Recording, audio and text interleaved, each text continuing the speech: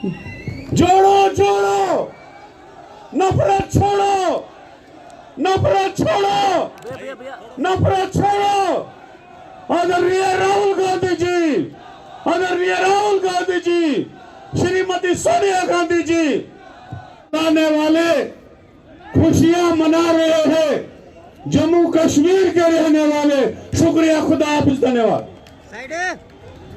मैं रमन भल्ला जी से गुजारिश करता हूं वो स्टेज पे आके राहुल जी का वेलकम करें। रमन भल्ला जी।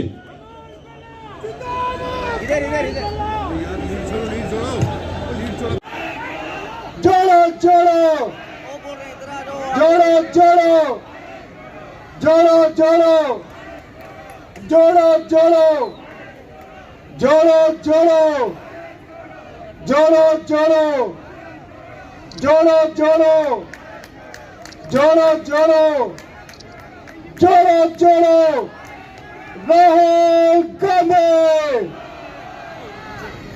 धन्यवाद।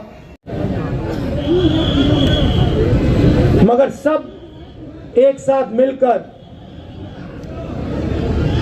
मोहब्बत के साथ इस देश में रहते हैं। जैसे मैंने कहा, नफरत के बाजार में हम मोहब्बत की दुकान खोलने निकले थे और देखने को मिला कि लाखों करोड़ों लोगों ने इस देश में मोहब्बत की दुकानें खोली हैं। हर प्रदेश में सड़कों पे, बारिश में, गर्मी में, सर्दी में हमें यह देखने को मिला। देश के सामने कठिनाई जरूर है।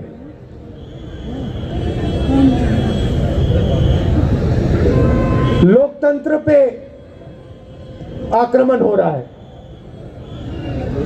उस बात को आप सबसे बेहतर समझते हो। यात्रा से पहले हमने पार्लियामेंट में मुद्दे उठाने की कोशिश की। लोकसभा में, राज्यसभा में हमने भाषण देने की कोशिश की। नोटबंदी पे, गलत जीएसटी पे, किसान बिल पे, जो चाइना हिंदुस्तान की जमीन ले गया है, 2000 स्क्वायर किलोमीटर ले गया है, उस पे। मगर हमें लोकसभा ने बोलना नहीं दिया। जैसे ही हम बोलने की कोशिश करते थे, माइक ऑफ कर दिया जाता था। मैंने भाषण की शुरुआत में आप सबसे कहा, प्रेस के हमारे जो मित्र हैं उनका यहां मैंने स्वागत किया, मगर इनका भी काम लोकतंत्र की रक्षा करने का होता है। टीवी पे, अखबारों में, मैगजीन्स में सच्चाई रखने का इनका काम होता है। पिछले प्रेस कॉन्फ्रेंस में मैंने इनसे सवाल पूछा, प्रेस वालों से सवाल पूछा। आमतौर से ये पूछते हैं, मैंने पूछा, भैया एक बात बताओ, आप नरेंद्र मोदी जी का चेहरा 24 घंटे दिखाते हो, आप ऐश्वर्या राय जी की बात करते हो,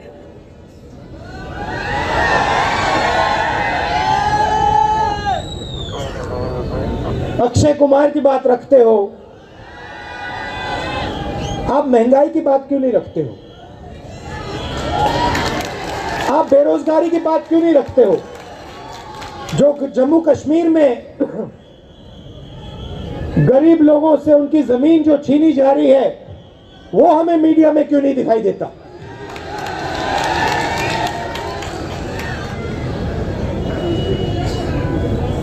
जो कश्मीरी पंडितों के साथ यहां सरकार अन्याय कर रही है।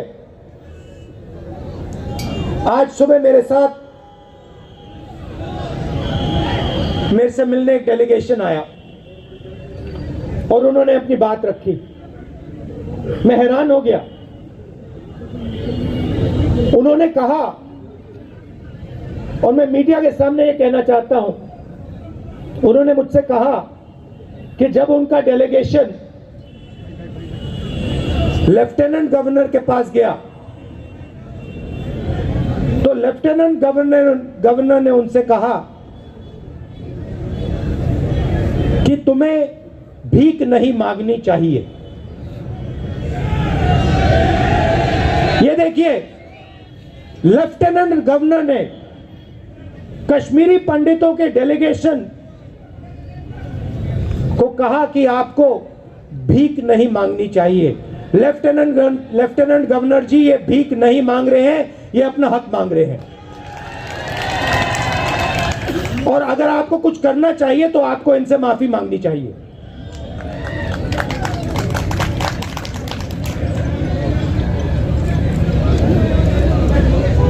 यहां पे जम्मू कश्मीर में मैं आया, अभी जम्मू में चल रहा हूं और यहां पे आपके लोग मुझसे मिल रहे हैं, माताएं, बहनें, युवा, बच्चे, किसान सब मिल रहे हैं।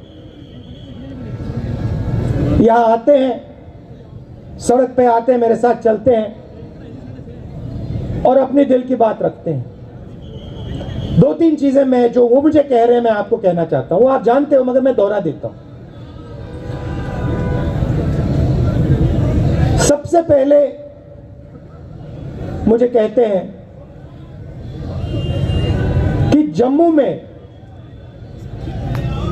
जो पहले, अभी आता हूं बेरोजगारी के बारे में बोलता हूं, कहते हैं कि जो पहले जम्मू के लोग व्यापार करते थे,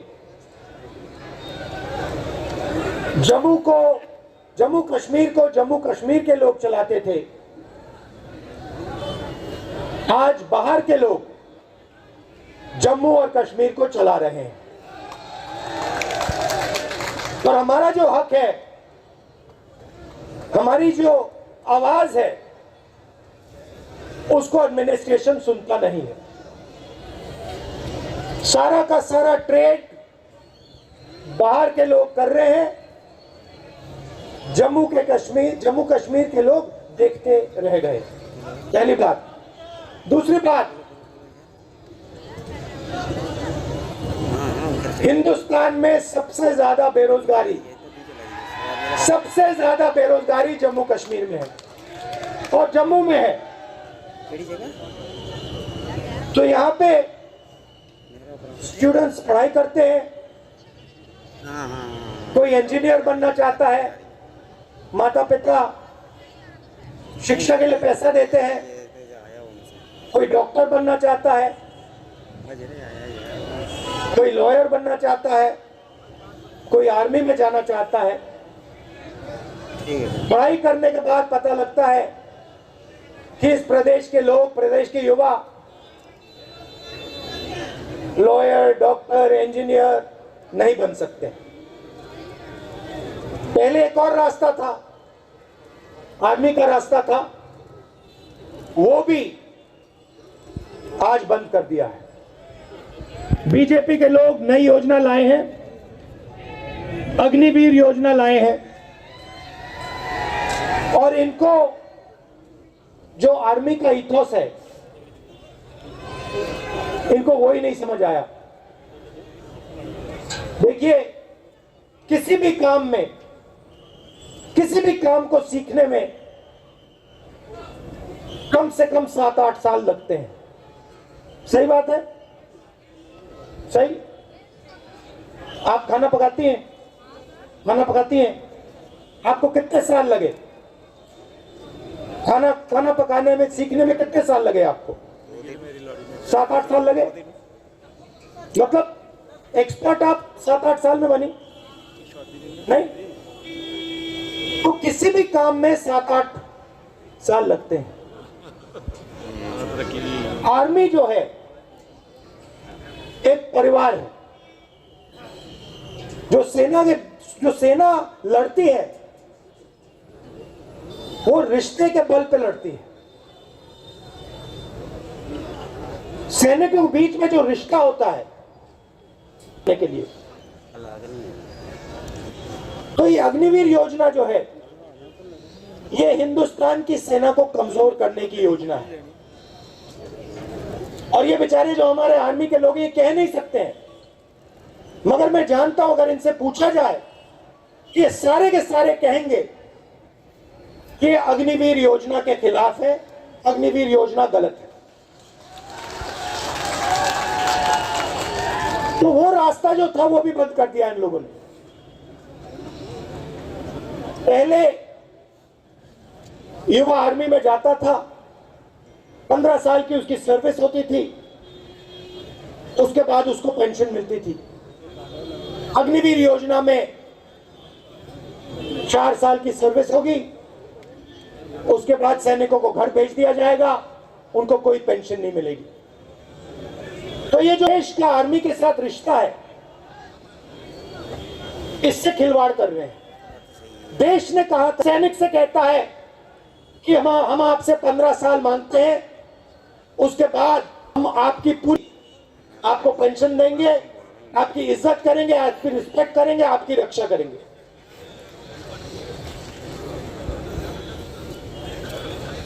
युवाओं के लिए एक रास्ता था, ये भी इन्होंने बंद कर दिया। बेरोजगारी क्यों आ रही है? क्योंकि सरकार चुने हुए 2-3 उद्योगपतियों के लिए काम कर रही है। ये देखो, यहां पे आपका पूरा का पूरा व्यापार जो भी आप करते हो, सारा का सारा उन्हीं 2-3 उद्योगपतियों के हाथ चला जाएगा। सच्चाई है। और नरेंद्र मोदी जी ने आपसे कहा था कि देखिए, नोटबंदी काले धन के खिलाफ योजना है। काला धन मिट गया क्या? नहीं मिटाना। भाई और बहनों, नोटबंदी और गलत जीएसटी योजनाएं नहीं है, यार हैं। ये छोटे व्यापारियों को, स्मॉल और मीडियम साइज बिजनेस वालों को मारने के, खत्म करने के हथियार हैं। और सच्चाई ये है कि इस देश को रोजगार सिर्फ ये लोग दे सकते हैं। ये जो 2-3 बड़े उद्योगपति हैं, ये देश को रोजगार दे ही नहीं सकते, कितनी भी कोशिश कर ले ये नहीं दे सकते हैं। तो इन्होंने क्या किया, नरेंद्र मोदी जी और बीजेपी ने क्या किया, जो हिंदुस्तान की रीढ़ की हड्डी है, जो रोजगार देने वाली रीढ़ की हड्डी है, छोटे व्यापारी, स्मॉल और मीडियम बिजनेस, इस रीढ़ की हड्डी को इन्होंने तोड़ दिया है। इसीलिए आज पूरे देश में, सिर्फ जम्मू कश्मीर में नहीं, पूरे देश में बेरोजगारी फैल रही है। आप दूसरा सवाल पूछोगे, महंगाई इतनी क्यों बढ़ रही है? वही कारण है। पूरा का पूरा धन हिंदुस्तान का 2-3 उद्योगपतियों के जेब में जा रहा है। पहले पेट्रोल का दाम क्या होता था, आज कितना है? 100 रुपए। तो जब आपके जेब में से जो 50 रुपए निकल रहे हैं, वो कहां जा रहे हैं? हवा में तो गायब नहीं हो रहे, कहीं ना कहीं तो जा रहे होंगे। क्या वो छोटे व्यापारियों की जेब में जा रहे हैं? नहीं। किसानों की जेब में जा रहे हैं क्या? नहीं। बेरोजगार युवाओं की जेब में जा रहे हैं क्या? नहीं। ये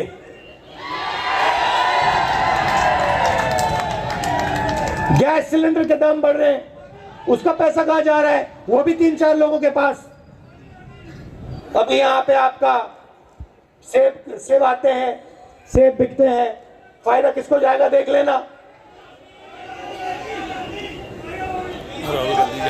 तो पूरा का पूरा धन, देश का पूरा धन 3-4 लोगों के हाथ में जा रहा है, और बाकी हिंदुस्तान बेरोजगारी, महंगाई का सामना कर रहा है। इसलिए हमने ये यात्रा कन्याकुमारी से कश्मीर तक शुरू की, और इसमें आपने हमारी जबरदस्त मदद की है। आप ये मत सोचिए कि 3500 किलोमीटर चलना आसान है। ये आसान काम नहीं है। जब हमने शुरू किया था हमने सोचा कि ये देखो काफी मुश्किल काम है,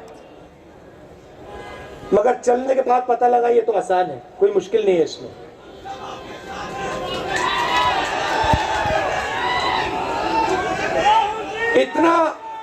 इतनी मदद आपने की हमारी, मैं आपको बता रहा हूं।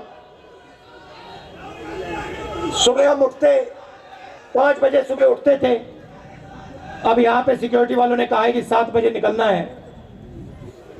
मैं चाहता था 6 बजे निकल जाना चाहिए, मगर इन्होंने कहा नहीं 7 बजे निकलेंगे, चिट्ठी लिख दी तो मैंने एक्सेप्ट कर ली बात। मगर हम निकलते थे सुबह, पूरा दिन चलते थे।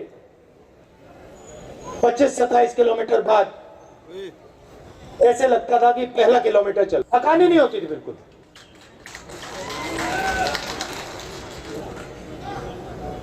पूरा अपने पूरी मदद की, पूरी शक्ति डाली, प्यार दिया आप यात्रा को। किसी को चोट लगती थी आप एकदम उठा लेते थे, मदद करते थे। काफी लोगों को चोट लगी, अस्पताल जाना पड़ा, आपने एकदम मदद की। हमारे यात्री चलते हैं, रेस्टोरेंट में, ढाबे में खाना खाने जाते हैं, उनसे कहते हैं कि भैया हम आपसे पैसा नहीं लेंगे, आप भारत जोड़ रहे हो, हमें आपका पैसा नहीं चाहिए। ये देखो ये कह रहे हैं आज नहीं लिया। पूरे देश में, तमिलनाडु से केरला, कर्नाटक, महाराष्ट्र, हर प्रदेश में जहां भी हम जा रहे हैं, हमारे यात्रियों से आप पूछिए, रेस्टोरेंट में, ढाबे में उनको पैसा नहीं देना पड़ता। ये प्रेस वाले पूछते हैं राहुल गांधी टी शर्ट में क्यों है? राहुल गांधी टी शर्ट में क्यों है? आप इतना प्यार दे रहे हो, इतनी मोहब्बत दे रहे हो कि मुझे ठंड नहीं लग रही। भैया इनको बात नहीं समझ आएगी, आ ही नहीं सकती। मैं आपको बता रहा हूं, पसीना आ रहा है मुझे अभी। तो ये मुद्दे हैं, और सबसे बड़ा मुद्दा अंत में जो आपका स्टेटहुड का मुद्दा है, उससे बड़ा कोई मुद्दा ही नहीं है। आपका हक, पूरा का पूरा हक इन्होंने छीन लिया। लाल करिए तो एकदम कांग्रेस पार्टी पूरा समर्थन आपको, जो आपका स्टेटहुड है उसको रीइंस्टेट करने में पूरा हम दम लगा देंगे। आपने इतना प्यार दिया, दिल से आपका मैं धन्यवाद करना चाहता हूं। और अभी हम आपके साथ और चलेंगे, आपसे मिलेंगे, इसके लिए बहुत बहुत धन्यवाद।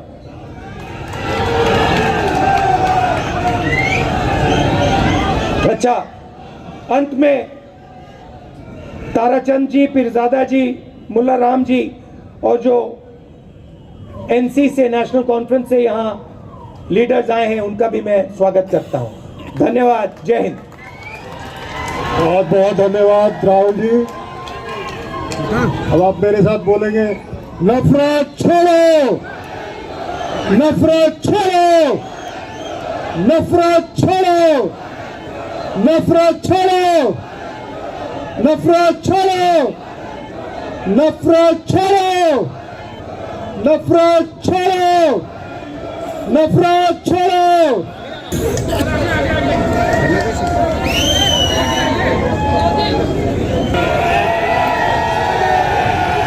जान पर